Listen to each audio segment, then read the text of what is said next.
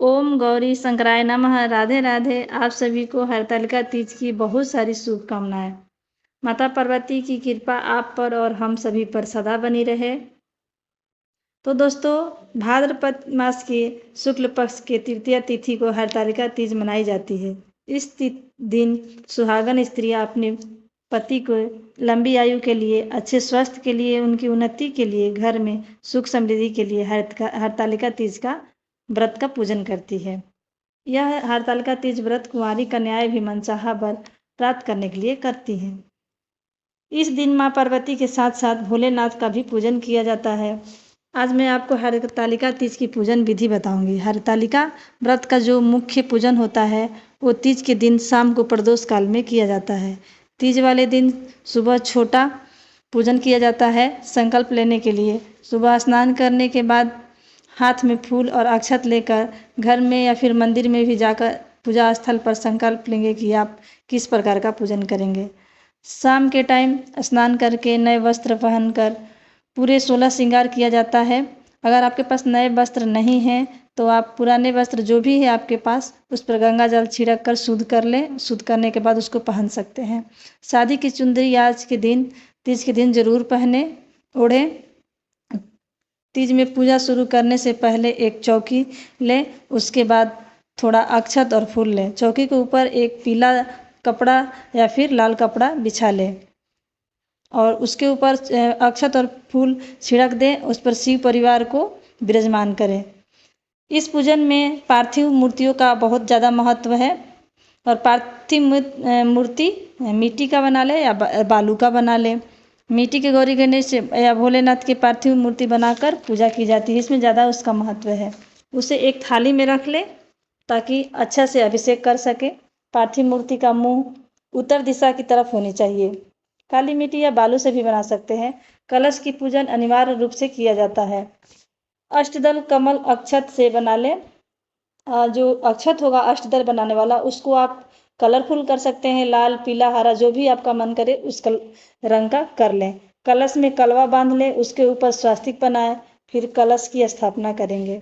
हम रंगे हुए चावल से भी अष्टदल कमल बना सकते हैं क्योंकि माँ पार्वती का पूजन कर रहे हैं तो उसे चावल को रंगीन कर लें। कलश को स्थापित कर देंगे और वरुण देव का ध्यान करेंगे। सबसे पहले कलश में गंगा जल डालेंगे। उसके बाद कलश में लौंग, इलायची, सुपारी और हल्दी की गांठ और सिक्का डाल देंगे। पुष्प भी डाल देंगे। उसके बाद कलश को हम कंठ तक जल से भर देंगे। माना जाता है कि माँ पार्वती ने इस व्रत को सबसे पहले किया था। भोलेनाथ को पति के रूप में प्राप्त करने के लिए यह व्रत माता पार्वती ने वन में ही किया था। इसलिए माँ को जो सामग्री मिली थी उसी से पूजन किया था। माँ पार्वती ने वन में बालू की पार्थिव शिवलिंग बनाकर पूजन किया था। इसलिए हमें भी मिट्टी का या बालू का पार्थिव शिवलिंग बनाकर जरूर पूजन करना चाहिए। एक कटोरी में अनाज भरकर रखें। उसके बाद आम के पलव को उस पर चंदन या रोरी लगाएं और कलश में डाल दें और फिर उसके ऊपर कटोरी भरा चावल रख दें। उसके ऊपर एक बड़ा सा दीपक जलाया जाता है। ये दीपक पूरी रात जलते रहना चाहिए। पूजा में अपना सिंदूरा जरूर रखें। सारे पूजन सामग्री और पार्थिव शिवलिंग, शिव परिवार सब पर आप एक पलव से जल का छिड़काव करें। आंतरिक शुद्धिकरण के लिए हाथ पर 3 बार जल लें और आंतरिक शुद्धिकरण करें।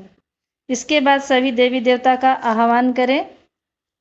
आह्वान करते समय हाथ में अक्षत पुष्प लेकर प्रार्थना करेंगे कि हे गणेश भगवान, हे भोलेनाथ, हे वरुण देव, हमारे घर पधारिए। हरतालिका व्रत का पूजन हेतु हम सभी को आह्वान करते हैं। आप हमारी सेवा स्वीकार करने के लिए यहाँ पधारें। हमारे व्रत को सफल करें। फिर हम हाथ में लिए हुए अक्षत फूल को छोड़ देंगे पार्थिव शिवलिंग पर और पूरे शिव परिवार पर। इसके बाद अग्निदेव का ध्यान करते हुए दीप प्रज्वलित करेंगे। उसके बाद पार्थिव शिवलिंग का गंगा जल और जल से अभिषेक करेंगे। सर्वप्रथम गणेश भगवान को अभिषेक करेंगे। उसके बाद माँ पार्वती को, फिर भोलेनाथ को जल से अभिषेक करेंगे। जल के अभिषेक करते हुए नमः शिवाय का जाप करेंगे। फिर श्री शिवाय नमस्तुभ्यम का भी जाप करेंगे। ओम गौरी देवी नमः का जाप करेंगे। उसके बाद पंचामृत से भी स्नान कराएंगे और इन सभी मंत्रों का जाप करेंगे। आप चाहो तो अलग अलग अलग दही का, दूध का और शहद का अभिषेक कर सकते हैं। आपकी मर्जी है, आपको जिस तरह से सुविधा पड़े उस तरह से कर सकते हैं। अभिषेक कराने के बाद शुद्ध जल से स्नान करवाएंगे। उसके बाद कलावा या जनेऊ गणेश जी को और शिव जी को चढ़ाएंगे। माँ पार्वती को जो छोटी सी चुंदरी आती है लाल कलर की या पीले कलर की, उसको उड़ा देंगे। उसके बाद चंदन से, अष्टगंध चंदन से या फिर सफेद चंदन से तिलक करें। गणेश भगवान को और गौरी माँ को सिंदूर रोरी अर्पित करें। भोलेनाथ को रोरी नहीं लगाना चाहिए। भोलेनाथ को भस्म समर्पित करें, सफेद चंदन लगाए। इस प्रकार से हम वरुण देव को और अग्निदेव को सबको टीका लगाएंगे। उसके बाद इत्र जरूर लगा दें। माता को, गणेश भगवान को, सभी को इत्र भी लगाएं। वस्त्र रूपी कलावा भी चढ़ा दें। गणेश भगवान को दुर्बा या अड़हुल का फूल चढ़ाएं। भोलेनाथ को सफेद फूल अर्पित करें। अकौआ का पुष्प भोलेनाथ को अर्पित करें, क्योंकि अकौआ का फूल भोलेनाथ को बहुत पसंद है। सभी देवताओं को धूप दिखाएं। उसके बाद अबीर गुलाल अर्पित करें। इसके बाद माँ पार्वती को श्रृंगार का सामान अर्पित करें।